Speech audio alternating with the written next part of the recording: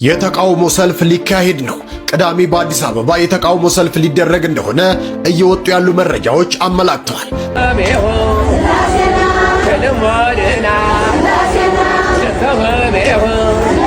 በዚህ ሰዓት በተሰማ ሰበር መረጃ መሰረት ቅዳሜ በአዲስ አበባ የተቃውሞ ሰልፍ ሊደረግ ነው።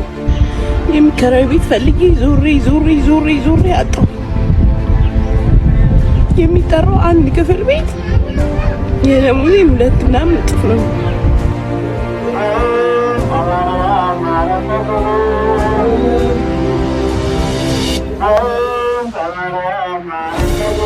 እንደዚህም አይነት ሴት አለች። ወጣት ከዚህ በፊት ሳይክል ተወዳዳሪ የነበረ ሲሆን በአጋጣሚ አደጋ ይደርስበትና ሰውነቱ ፓራላይዝድ ይሆናል።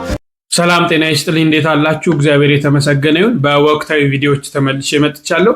እንግዲህ ዛሬ የምንመለከተው በአዲስ አበባ በቅዳሜ ሰልፍ ሊካሄድ እንደሆነ እየተሰማ ነው።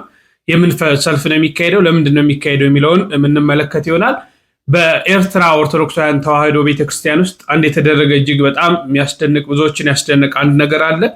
ያንንም ማስቃኛችሁ ይሆናል። በአዲስ አበባ ስንመለስ እንግዲህ በቤት ኪራይ የሚሰቃዩ ወገኖቻችን እንግዲህ ድምጾቻቸውን በአደባባይ እያለቀሱ እያሰሙ ነው። ይሄስ ነገር ምንድን ነው የሚለውትን ነገሮች ማስቃኛችሁ ይሆናል። ብዙ ነገሮች እንመለከታለን። እስከ መርሃ ግብሩ ፍጻሜ አብራችሁን ቆዩ። ሰሞኑን ቪዲዮ ለብዙዎች እየደረሰ አይደለምና ከቻላችሁ ሁላችሁም ይህን ቪዲዮ ስትጀምሩ ላይክ እና ሼር በማድረግ እንድትጀምሩ በፍቅር ጠይቃችኋለሁ። እስቲ በቅድሚያ ከዚህ ደግነት እንጀምር። እኔ ሙስሊም ነኝ። ደግሞ አባ የት ናችሁ? ኑ ላድርሳችሁ ነኝ። ሰላም ናችሁ? አለ ደህና ነኝ።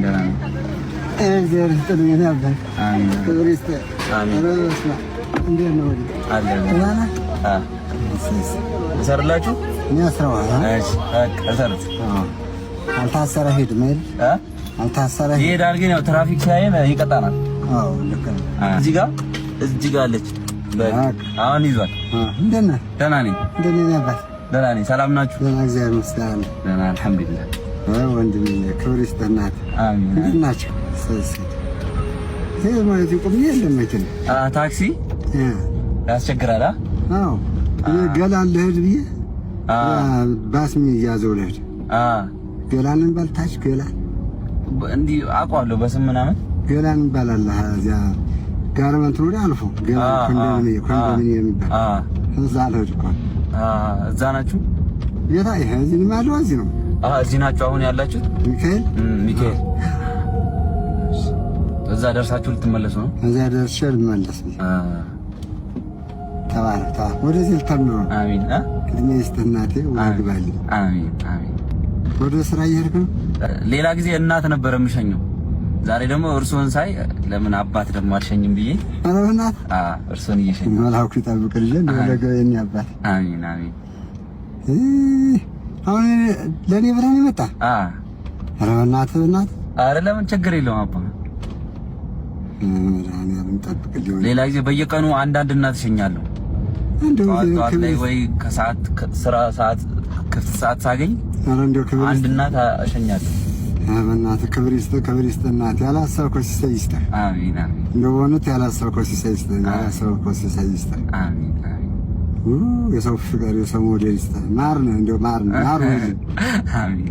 እውነት ማር ሁንልኝ። እኔ ወጣ አሚን። አመሰግናለሁ።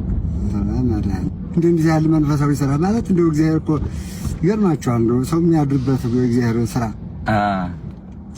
ወንድምዬ በጣም ነው የማመሰግን። አብሽር አዚያ አስቆምም ይያው ችግር የለውም። ቦታው አደርሳችኋለሁ። ምንም እንደው ማለት እናመሰግናለሁ። እኔ ስልክህን ይዛለሁ። እሺ አባሽ እንደው ወንድም አለምዬ ስልክህን ሰጣው ሁለዚህ ሰላም ሳመሰግንህ ነው ማለት ታምር ነው ማለት እንደሆነ 09 12 ደውልልኝ። እኔም ዘይራችኋለሁ። ፈሳውነት ደግነት እንደው ደግነት ራሱ እንደው አሳራቱ ነው። እሺ ክብር ይስጥህ። አሜን። እዚች ላይ አንተ ወደዚህ ነው የምትመለስ? እኔ ወደዛው ነኝ። ችግር የለውም። ወደዚህ እመለሳለሁ። ወደዚህ እዛው ይቀደም እዛው ሰፈር እንደምን ደግ ሳያችሁ እንዴት እሳቸውን የመሰለ ይቆማል ብዬ ነው። ወንድሜ በጣም ነው ተመረው። አሜን። ክብር ይስጥህ። አሜን። ወደ ዳሩንና እሺ እዚህ ናቸው መሰለኝ። አዎ ዙሪ እደውልልሃለሁ ወንድም አለ ሁሉ ጊዜ ሳመሰግንህ ነው ማለት። ኧረ ችግር የለውም አባ፣ በምትፈልጉኝ ሰዓት አለሁ እኔ። እንደው በእውነት እኔ መንፈሳዊ ስራ እንደው ራሱ አስተማረኝ ራሱ። እሺ አመሰግናለሁ አባ። ክብር ይስጥልኝ። አሜን። መድኃኒዓለም ይጠብቅልን። አሜን። ሐሳብህን ያከናውንልህ። መልካም ትዳር ይስጥህ። እንደው እግዚአብሔር ያልታሰበ እንጂ ያልታሰበ ሲሰይ ይስጥህ። መላኩ አይለህ እግዚአብሔር መላጣው ነው። መድኃኒዓለም ይጠብቅህ ወንድም አለ። አምላክ ይባርክህ። እሺ አመሰግናለሁ። አምላክ ይባርክና አምላክ ይባርክ። እሺ መላኩ ይጠብቅልኝ። እሺ ወዴት እደውልልሃለሁ። እሺ እናቴ እደውልልሃለሁ። እንደው ማን ነው ጀርሙ ይዘው የኔ ወይ ደግሞ ሞያ ብላችሁ። እሺ ሙራድ። እሺ አባ። እሺ እደውልልሃለሁ ኋላ። እሺ እናቴ ትሞት። እሺ እናቴ። እሺ ክብር ይስጥ ሙራድ። አሜን። እሺ ሰላም ሁኑ። እሺ አባ። ክብር ይስጥ። እሺ እንደተከታተላችሁት ነው። በጣም የሚገርም ነው። ይቺ ናት የቀደመችው ኢትዮጵያ። አያችኋት? እንደዚህ ሆነን መኖር አቅቶን እኮ ነው ከባድ ነገር ውስጥ እየገባን ያለ ነው። አገራችን ይቺ ናት። ሁሉም እርስ በርስ ተከባብሮ ተዋዶ ያለው ለሌለው ሰጥቶ ያለው። ዛሬ እኮ ተጨካክነናል። በተለይ በዚህ በትራንስፖርቱ ዓለም ከፍተኛ ችግር አለ። ግን ሰዎች አንድ መኪና ይዞ ብቻቸውን 4-5 ሰው መጫን እየቻሉ ብቻቸውን ወደ ስራ ይገባሉ። በአንድ መንገድ ሆነ እንኳን አንሸኛኝም። ምን አመጣው ብንል የዘመኑ ክፋት። ራሳችንን ክፎች እየሆንን የመጣን እንጂ ዘመንማ ምን ይከፋል? ክፎች እየሆንን መጣን። ሰውም እንዳይሸኘን ዘራፊዎች ሆንን። ሰውም እንዳያምነን የተለያዩ ተንኮል መልካም አድርጎልን ተንኮል አስበንበት እንወርዳለን። ግን ትላንት ያለች ኢትዮጵያ ሙስሊም ከኦርቶዶክስ፣ ኦርቶዶክስ ከሙስሊም፣ ከፕሮቴስታንት ከሌሎች እምነቶች ጋር በሰላም በፍቅር በሃይማኖት አይነካኩም። በሃይማኖት ተከባብረው ይኖራሉ። ሃይማኖቱ አንዱን ያከብራል። ከዛ ውጭ በማህበራዊ ኑሮ ግን እየተረዳዱ ይኖራሉ። አሁን የዚህ ልጅ ተግባር የሚደነቅ ነው።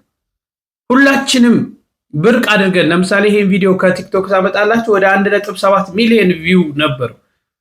በቃ ሁላችንም እንዲህ አይነት መልካምነት ብርቅ ሆኖብናል። ደግነት ግን ሀገራችን እዚህ ውስጥ ነው የነበረችው። ይሄ ለኛ ለኢትዮጵያውያን እንደ ትንግርት የሚሆን አይደለም። ከዚህ መውጣታችን ነው ይልቅ ትንግርት ሊሆንብን የሚገባውና እንዲህ አይነት መልካም ነገሮችን ለማድረግ አምላካችን እግዚአብሔር ይፍቀድልን ለማለት እወዳለሁ። መርቁት እስቲ እናንተ። ወደ ኤርትራ እንለፍ። በኤርትራ የተደረገው ሰሞኑን በጣም ብዙዎችን እያነጋገረ ይገኛል። እንደዚህም አይነት ሴት አለች። ይህ ወጣት ከዚህ በፊት ሳይክል ተወዳዳሪ የነበረ ሲሆን በአጋጣሚ አደጋ ይደርስበትና ሰውነቱ ፓራላይዝድ ይሆናል። የሚንቀሳቀሰውን በዊልቸር ነው፣ መናገርም አይችልም። ዛሬ ላይ በስርዓተ ተክሊል ያገባችው ልጅም ልጁን ያወቀችው አደጋ በደረሰበት ወቅት ነበረ። ትውቃቸውም ወደ ፍቅር አድጎ ከህመሙ እንኳን ሙሉ በሙሉ ሳያገግም በትዳር ለዛውም በስርዓተ ተክሊል ተጋብቷል። በስርዓተ ተክሊል ያገባት ቀንም ትልቅ ተአምር ተፈጥሯል። ቃል ኪዳኑ ሲነገርም ይህ ልጅ አንደበቱ ተፈቶለት ያንኑ ዕለት መናገር ችሏል። ሰላም ሰላም እህት ወንድሞቼ፣ ስለዚህ የምናያቸው ያለን በጣም ደስ የሚሉ ጥንዶች ባለትዳሮች ታሪክ እባክህ በአማርኛ ንገረን ያላችሁኝ ነበራችሁ። አሁን እነግራችኋለሁ። ታሪኩ አጠራርጌ ልነግራችሁ እሞክራለሁ። በዛ ላይ ደግሞ አማርኛ ብቻ የምትችሉ ትግርኛ ማትችሉ መማር ትግርኛ የምትፈልጉ እኔ ትግርኛ ስለማወራ በአማርኛም ስለሚያወራ የኔ ፔጅ ደስ ያለኝ መከታተል ትግርኛ መማር ትችላላችሁ። ከኔ ፎሎ ማድረግ እንዳትረሱ። በዛ ላይ ደግሞ ላይክ አርጓት እቺ ቪዲዮ ወደ ሁሉ ሰው እንድትደርስ፣ በዛም ሪፖስት አርጓት። እናንተም ለኔ አማርኛ ታስተምሩኛላችሁ ተስፋ አድርጋለሁ። በደንብ አድርጌ ላስረዳችሁ። አሁን ወደ ጉዳዩ ወደ ገደለው ንግባ። ወንድማችን ሻም ይባላል፣ እህታችን ደግሞ ሲና ትባላለች። የኤርትራ ልጆች ናቸው። በጣም ደስ የሚሉ ቆንጆ ልጆች ናቸው እንደምናያቸው። ሻም ወንድማችን በጣም ጎበዝ ሳይክሊስታ ወይ ደግሞ ኮስቶ ተጫዋች ነው የነበረ፣ በብስክሌት አድርጎ ማለት ነው። በጣም በቃ ጎበዝ የሚባል አንደኛ ነው የነበረ። የከረን ልጅ ነው። በጣም በቃ ጎበዝ የነበረ። ከዛ አንድ ቀን አደጋ አጓነፈውና ድንገተኛ አደጋ ሲያጓንፈው ፓራላይዝ ሆነ። እግሩ መስራት አልቻለም። በቃ ማለት መራጀም አይችልም። ሁለቱ እግር ከስራ ውጭ ሆነ። ማውራትም አይችልም ሆነ። በአደጋ ምክንያት ማለት ነው። ድንገት በቃ ማውራት አይችልም ሆነ። ከዛ ከሲና በዚህ መሃል ነው የተግባቡ። እሱ በውርቸር ነው የሚሄድ የነበረ፣ ስቲል አሁንም በውርቸር ነው የሚሄደው። ሲና በቃ በፍቅሩ በቃ ዘጋለች። በጣም ቆንጆ በቃ አይዋት እስቲ በጣም ደስ የምትል ልጅ ናች። በዚህ ሰዓት ሴቶች አይታመኑም፣ ወንዶች አይታመኑም ሚሉ ሰዎች ብዙ አላችሁ። ፍቅር አለ፣ እንደ ሲና ፍቅር አለ። እቺ የፈጣሪ ህያብ ናት ማርያምን። ከዛ በቃ ቤተሰብ ተዋወቁ ምናምን፣ ሰርግ ተቆጠረ። አያወራም ነበር በዛ ሰዓት ልጁ።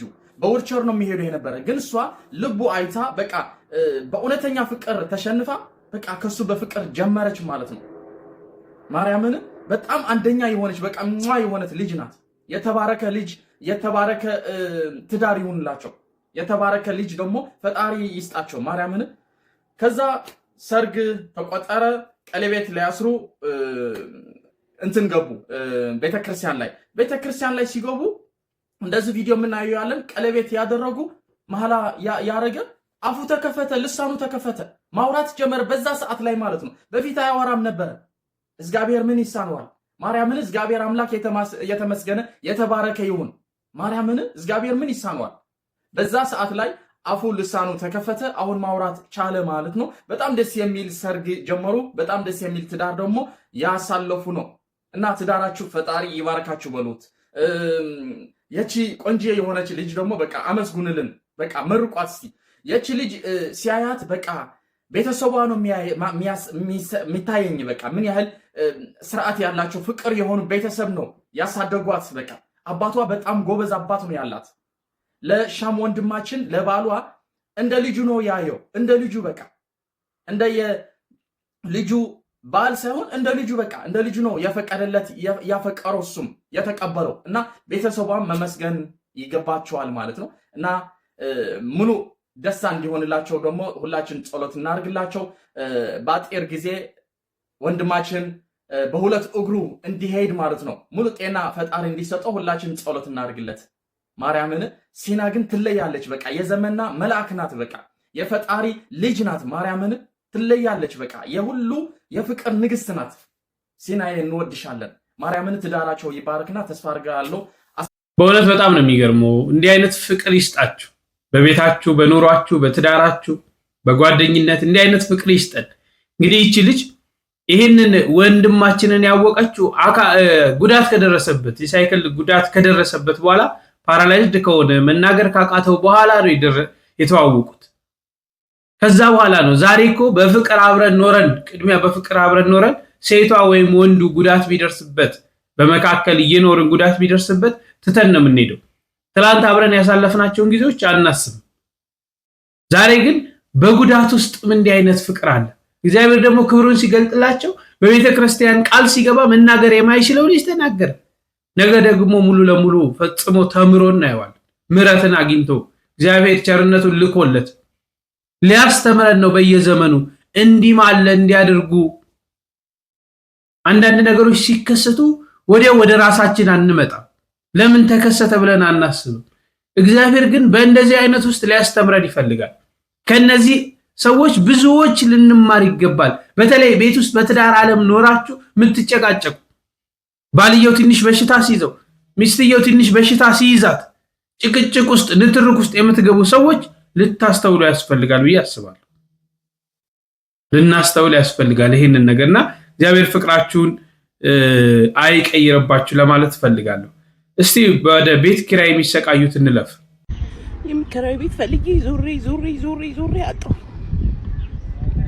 የሚጠራው አንድ ክፍል ቤት የደሞዜ 2 ምናምን እጥፍ ነው። የደሞዜ እጥፍ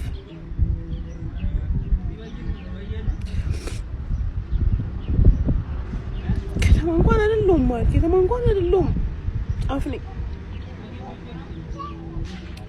እንደ አንድ ክፍል ቤት እንደዚህ አንድ ክፍል ቤት በመቤቴ ሳምንቱን ሙሉ ዞርክ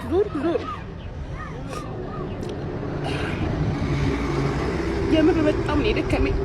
በጣም እንደምን ያለቀ ማንም ሰው ነው ራሱ ሲያጠፋ ከዚህ በኋላ አልወቅስም።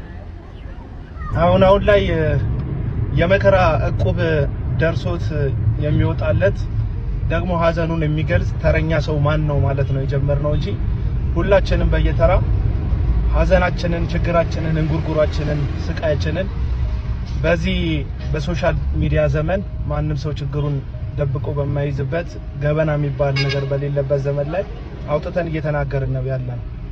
አንዳንድ ችግሮች እዚህ ሶሻል ሚዲያ ላይ ቫይራል ይወጣሉና ሰዎች ቫይራል ነገር ይወዳሉ። ቫይራል የወጡ ችግሮች ደግሞ ቻሌንጅ ይደረግላቸዋል። እስቲ ቻሌንጅ እናድርግ፣ የዚህን ሰው ነገር እንቀይረው፣ ይህን ሰው እንደግፉ ይባላል። በጣም ጥሩ ነገር ነው ቻሌንጅ አድርጎ ሰውን መደገፍ፣ ሰውን ማንሳት። ለዛም ግን ችግር ቫይራል መውጣት አለበት። ሰዎች ካልተመለከቱት ችግር ብዙ ላይ ካላገኘ ብዙ ሰው ካልተመለከተው ማንም ሊረዳህ ይነሳል። ራሱን ችሎ ቻሌንጁም በጣም መልካም ነገር ቢሆንም አንድ ሰው ለማንሳት የምን ያህል ሚሊዮን ሰዎች ህይወት በቻሌንጅ ልንለውጥ እንችላለን የሚለው ጉዳይ ያሳስበኛል። ኢትዮጵያ እንደ ሀገር በሚሊዮኖች የሚቆጠሩ እቺን እህቴን የሚመስሉ በየቤታቸው ህመምና ሀዘናቸውን ተሸክመው እንባቸውን የሚያፈሱ ብዙ ሰዎችን ተሸክማ የያዘች ደሃ ሀገር ናት እና አይ ቲንክ መለወጥ ያለበት ሲስተም ይመስለኛል።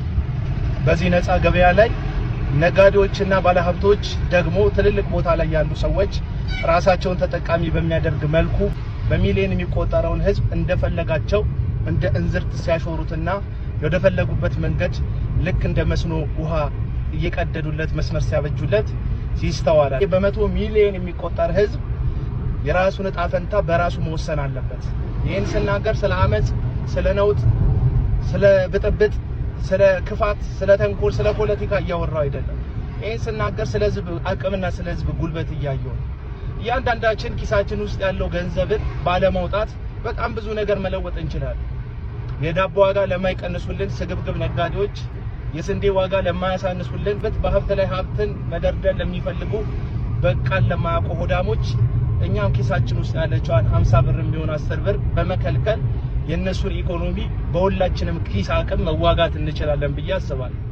ለምሳሌ ዳቦ 1 ወር 2 ወር መመገብ ብናቆም አንመገብም ብንልና እነ እትዬ ባዩሽና እነ እትዬ አስካሉ በየሰፈሩ የሚጋግሩትን አምባሻና ቢጥሌ ነገር እየገዛን መመገብ ብንጀምር አንድ የእነ እትዬ አስካሉን ኢኮኖሚ መገንባት እንችላለን። ሁለት የነዚህ ጥጋበኛ ስንዴ ሻጭ ዳቦ ሻጭ የሆኑ ሰዎች እነሱ በገዛ አቅማቸው ስንዴውና ጤፉን ይዘው ህዝብን በፈለጉት ዋጋ እያወጡ እየተመኑ ለሚያሰቃዩ አሰቃዮች መልስ መስጠት እንችላለን ብዬ አስባለሁ። ለምን ህዝብ እንደ ህዝብ የተበተነ አቅምና ኃይል ስለሆነ ይዞ እያባከነ ያለው አንድነት ፈጥረው ራሳቸውን ለማበልጸግ የተከማቹ ጥቂት ሰዎች እንደፈለጉ እንዲዘውሩትና እንደፈለጉ እንዲያንቀሳቀሱት ራሱን ያመቻቸ ይመስለኛልና እዚህ ላይ እንግዲህ ኢትዮጵያ ውስጥ ያላችሁ ሶሻል ሚዲያ ኢንፍሉዌንሰሮች ምን እንደምትሰሩ አላውቅም። ፋንሲ ላይፎቻችሁን ታሳዩናላችሁ። በህዝብ ላይክና በህዝብ ኮሜንት የሰበሰባችሁትን ዕውቅና መልሳችሁ ለህዝብ አገልግሎትና ለህዝብ ዓላማ ልታውሉት ሲገባችሁ እናንተ ግን እናንተን ምቾትና ቅንጦታችሁን በካሜራ እየቀረጻችሁ በልቶ ማደር ለከበደው ምስኪን ማህበረሰብ በሞባይሉ በኩል ታስተላልፉለታላችሁ። ልክ እንደዚህ አይነት ባከረ ስግብግብነት ቤት ማግኘት ያልቻሉ ልክ በቤቶቻቸው እንደሚያለቅሱ ሚሊዮኖች አይነት በስግብግብ ነጋዴዎች ምክንያት መመገብ ራሳቸውን መቻል ያልቻሉ በጣም ብዙ ሰዎች አሉ። እነዚህ ሰዎች አስተባብረን ድንጋይ ሳንወረውር ጎማ ሳናቃጠል ስርዓትና ህግን ሳንጥስ ኪሳችን ውስጥ ያለውን 50 ብርና 100 ብር ብቻ ለወርና ለሁለት ወር ቦይኮት በማድረግና ይህንን ነገር አንገዛም ብለን እንደ ህዝብ በመወሰን የስጋን ዋጋ ብትሉት የጤፍን ዋጋ የስንዴን ዋጋ ብትሉት የሌላውንም ዋጋ መቀነስ እንችላለን። ነፃ ገበያ የነጋዴውና የሸማቱ ፍላጎት ላይ የተመሰረተ እንደሆነ እነሱ በፈለጉት መንገድ እንዲዘውሩን ባለመፍቀድ የራሳችንን ዕጣ ፈንታ በራሳችን እንድንወስን ማድረግ ከቻለ ነገም ከነገ ወዲያ አቅምና ጉልበትን ወደ ህዝብ ማስገባት እንችላለን የሚል ሐሳብ አለ። እህት ዓለም አታልቅሺ፣ ቀን ይመጣል። ቀኑ የሚመጣው ግን የተበታተነው የህዝብ ጉልበትና አእምሮ በአንድነት ለአንድ ዓላማ መቆም ሲችል ነው ብዬ አስባለሁ። በዚህ ውስጥ የሚሞት ሰው አይኖርም፣ የምንጎዳው የምንገለው ሰው አይኖርም። ግን የገዛ ገንዘባችንን በመተባበር አልሰጥም በማለት ኢኮኖሚውን ሊያረጋጋልን የሚችል አካል ከሌለ ራሳችን ማረጋጋት እንችላለን ብዬ አስባለሁ። ይመቻችሁ። እንደተከታተላችሁት ነው። በጣም እጅግ ከባድ ጊዜ ነው። እንደምታዩት ቀላል አይደለም። በተለይ በአዲስ አበባ ውስጥ የቤት ኪራይ ምን ያህል ዋጋ እያስከፈለ እንደሆነ ሰው ከሚያገኘው 3 እና 4 እጥፍ በላይ ሆኗል እና መንግስት የተለያዩ መመሪያዎችን በየጊዜው እያወጣ ነው። መልካም ነው። እነዚህን መመሪያዎች ግን ተግባራዊ መደረግ አለባቸው። እንዴት ብዬ እንደምነግራችሁ አላውቅም። ከዚህ ጋር የኑሮ ውድነቱ አለ። አሁን ለምሳሌ ቻሌንጅ ለዚች ልጅ ብዙዎች ወታ መናገር ስለቻለች ወታ ብሶቷን ስለተናገረች ብዙዎች ደርሰውላታል። እንርዳሽም፣ ቤትም አለ፣ ዕቃ ከሌለሽ ነይኛ ቤት የሚሉ ነገሮች ሁሉ ተነስተዋል። ግን የስንቱን ህይወት ነው በቻሌንጅ የምንቀይረው? ስለዚህ ዘላቂ መፍትሄ መኖር አለበት ብዬ አስባለሁ። መንግስት አሁን ባሉት 5 ዓመታት እንግዲህ የቀጣይ 5 ዓመታት ሀገሪቷን ይመራል። የህዝቡ ላይ ነው መስራት። መሰረተ ልማቶች እየተሰሩ ነው። መሰረተ ልማቶች ብዙ ነገር እያየን ነው። የህዝቡ ኑሮ ላይ ግን መሰራት አለበት ብዬ አስባለሁ። የሚቀጥሉት 5 ዓመት በተለይ ደሃው ማህበረሰብ ህዝቡ ህይወቱ በምን አይነት መንገድ መቀየር አለበት፣ ምን መደረግ አለበት የሚለው ላይ መስራት አለበት ብዬ አስባለሁ። ይሄን ሲሰራ ይሄን ሲያደርግ ኑሮ ሲሻሻል ሰው መኖር ሲችል ያን መሰረተ ልማት ያደንቃል። ያን መሰረተ ልማት ተጠቃሚ ይሆናል። በዛ መሰረተ ልማት መኖር ካልቻልን እለት እለት ኑሮን የምናስብ ከሆነ ከባድ ስለሆነ ማለት ነው። እስቲ ሐሳብ በዚህ ላይ ስጡ። ወደ ሰልፉ እንሂድ። ምንድነው በአዲስ አበባ ሊካሄድ የታሰበው ሰልፍ ምንድነው? በዚህ ሰዓት በተሰማ ሰበር መረጃ መሰረት ቅዳሜ በአዲስ አበባ የተቃውሞ ሰልፍ ሊደረግ ነው። በትግራይ ክልል እየተካሄደ ያለውን አስገዳጅ ወታደራዊ ምልመላና እስራትን ለመቃወም ለመጪው ሐምሌ 11 ቀን 2018 ዓ.ም በአዲስ አበባ የተጠራው ሰልፍ ከመንግስት ፍቃድ ማግኘቱን አስተባባሪዎች አሳውቀዋል። የትግራይ ሰላምና የለውጥ ምክር ቤት የጠራው ይህ ሰልፍ በትግራይ ወጣቶች ላይ እየተፈጸመ ያለውን አፈሳ ለማውገዝ የታሰሩ እናቶች ድምጽ ለማሰማትና በአዲስ አበባ ለሚገኙ የትግራይ ተፈናቃዮች ሰብአዊ ድጋፍን ለመጠየቅ ያለመ ነውም ተብሏል። በሰልፉ ላይ በርካታ ቁጥር ያላቸው ተፈናቃዮች እንደሚሳተፉም ተገልጿል። ጦርነት ግን ምን ያህል ዋጋ እያስከፈለን እንደሆነ ተረድታችሁታል? ምን ያህል መከራ እያሳየን እንደሆነ ዛሬ እዩት እስቲ በደንብ አስቡ። በትግራይ ክልል ትላንትና እጃቸውን ይዘረጉ ለነበሩ፣ ይሰጡ የነበሩ፣ ያበሉ የነበሩ፣ ያጠጡ የነበሩ ዛሬ የሰው እጅ ይጠብቃሉ። ለብዙዎች ይደርሱ የነበሩ ዛሬ ከሰዎች የሚጠብቁበት ጊዜ ደርሷል። ይሄ የጦርነት አስከፊነት ነው።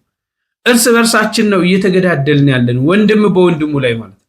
የተወሰኑ አካላቶች የራሳቸውን ስልጣን ለማቆየት የራሳቸውን ኢንተረስት ለመሙላት የድሃው ማህበረሰብ ይጎዳል።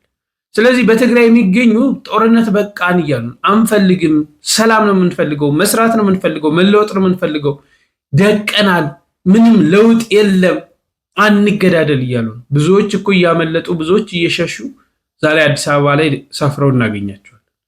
በርካቶች ማለት ነው በሀገራቸው መስራት እየፈለጉ በሀገራቸው መኖር እየፈለጉ በክልላቸው ማደግ፣ ማግባት፣ መውለድ እየፈለጉ ያንን ትተው መጥተዋል፣ ሰላም ፍለጋ ማለት ነው። ስለዚህ የዓለም ህዝብ እንዲሰማ ይሄ ጦርነት በቃን አንፈልግም እንዲሉ ፍቃድ አግኝተው እንግዲህ በቅዳሜ በአዲስ አበባ ሰልፍ ያደርጋሉ ማለት ነው። ይሄ ብቻ አይደለም፣ በሀገራቸው እናቶች ደግሞ እንዲህ ያደረጉ ነው።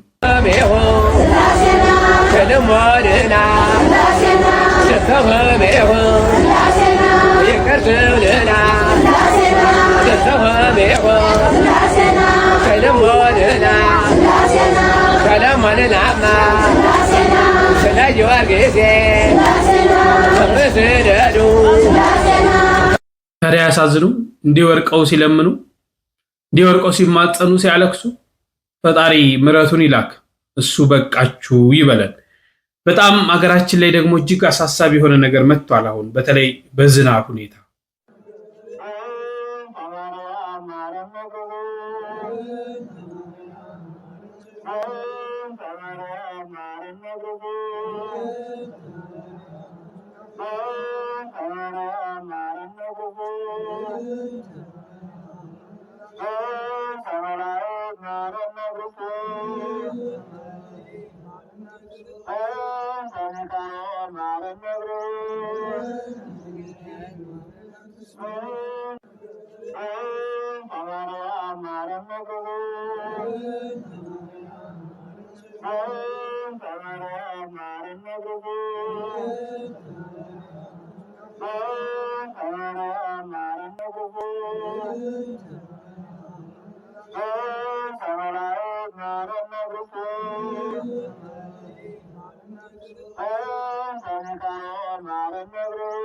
እንግዲህ አሁን ወቅቱ ዝናብ መዝነብ ያለበት ነው አይደል?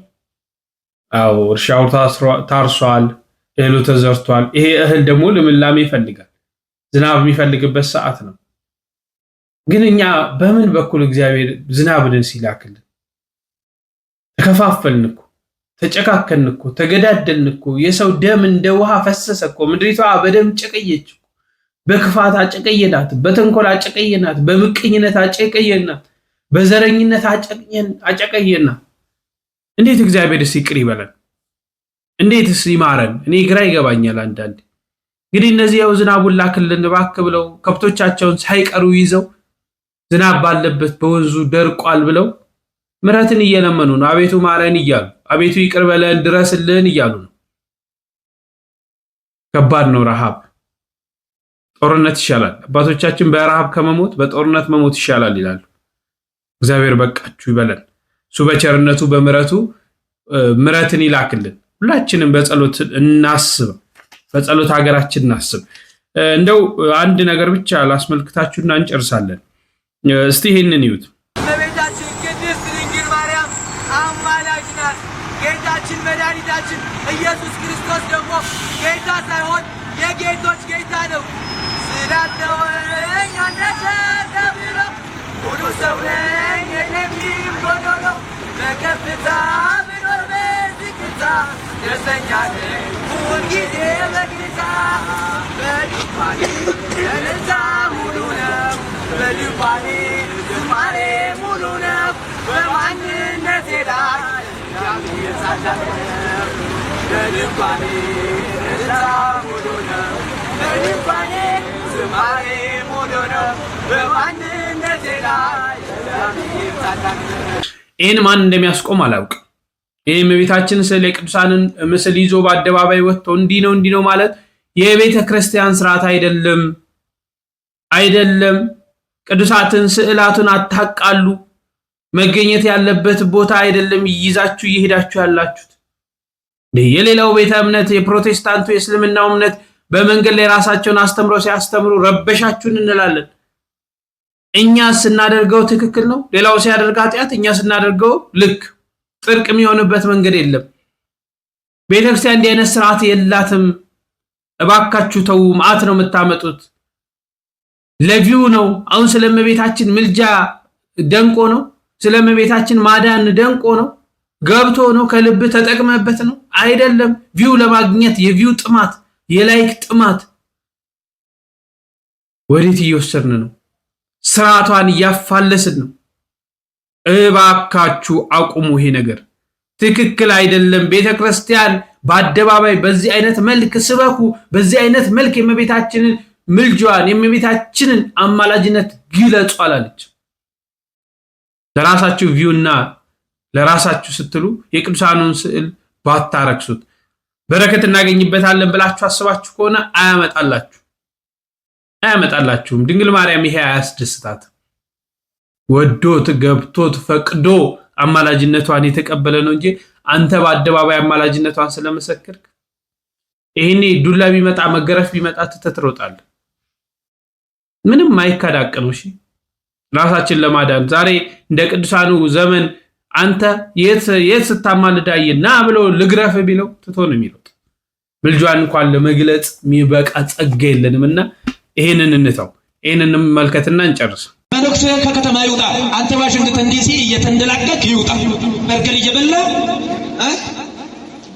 ጃንክ ፉንድ እየበላ ይውጣ ለምን አጣጣም እኔ ከመናፍቃን ከአሕዛብ በላይ ከሰይጣንም በላይ የሚያስፈሩ መነኮሳት ናቸው ምክንያቱም መነኮሳት መዋቅሩ ቦታቸው አለ ገረገራን ዋልድባናት ከሌዝ ነው መኖር ያለበት ከሌዝ ነው ይያል ግዚያችንን በመናቆር የምንወስደው ከሆነ አይሆንም ይሄ ነው ከባዱ የትም ፍጪው ዱቄቱን አንጪው ነው እግዚአብሔር የት ትኖራለህ አይልም ምን ትሰራለህ ነው የሚለው በዚህ ልክ መነኮሳት ስርዓትን ለመጣስና ስርዓትም ስለጣስን ደጋረግን ብሎ በዚህ ልክ በዚህ ርቀት ሄደው በዚህ መልኩ ሲያስተምሩ ስመለከት በጣም አዝናለሁ እነዚህ መነኮሳት ሲመነኮሱ መጽሐፍ መነኮሳትን አልተማሩም ስርዓተ ቤተክርስቲያንን አልተማሩም ምንም የሚያውቁት ነገር ሳይኖራቸው ለገንዘብና ለገንዘብ ብቻ ብለው ሆዳቸው አምላካቸው ሆኖባቸው በስመ መንኩስና ሊነግዱ የመነኮሱ መነኮሳት ናቸው እንዲህ አይነት ቃል የሚናገሩት እንጂ ትክክለኞቹ መነኮሳት የት እንዳሉና ምን እንደሚሰሩ ምን እንደሚያደርጉ ገዳም ሄዳችሁ መመልከት ትችላላችሁ ከዛም ባሻገር መጽሐፍ መነኮሳት ላይ ህግና ስርዓቱ የት መኖር እንዳለባቸው፣ ምን መብላት፣ ምን መጠጣት፣ ምን መስራት እንዳለባቸው ጭምር ደግሞ በአባቶቻችን ቅዱሳን ታሪክ በአባ አንጦንስ፣ በአባ መቃርስ፣ በአባ ጳኩሚስ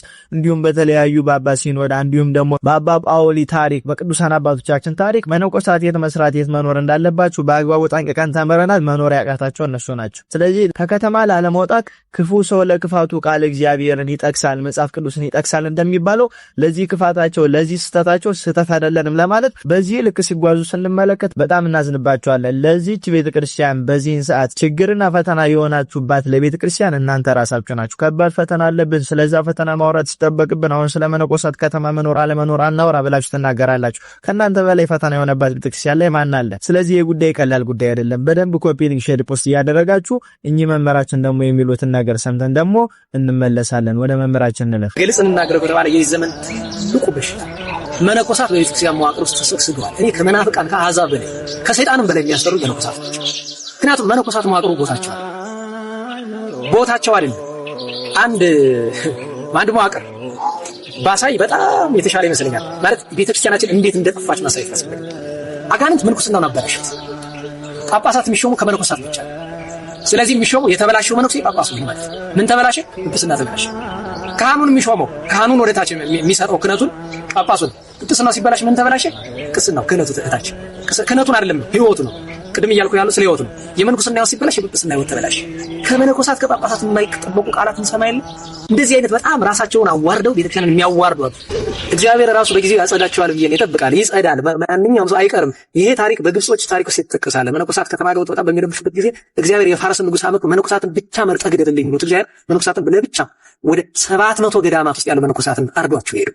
እኔ ታረዱ እያልኩ አይደለም። ብዙዎች መነኮሳትን ትጠላለህ ይሉኛል። እኔ አልጠላም።